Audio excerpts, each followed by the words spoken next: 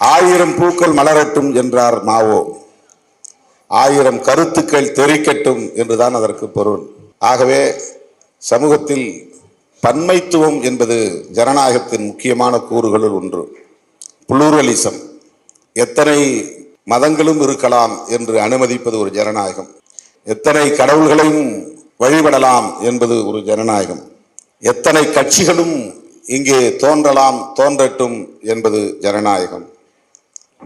அதுபோல அம்பேத்கர் இயக்கங்கள் நூற்றுக்கணக்கிலே அல்ல, ஆயிரக்கணக்கிலே இருக்கட்டும், பிறக்கட்டும். அது அவசியம்.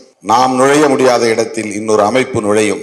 நாம் சந்திக்க முடியாத மக்களை இன்னொரு அமைப்பு சந்திக்கும். நாம் சொல்ல முடியாத கருத்தை இன்னொரு அமைப்பு சொல்லும்.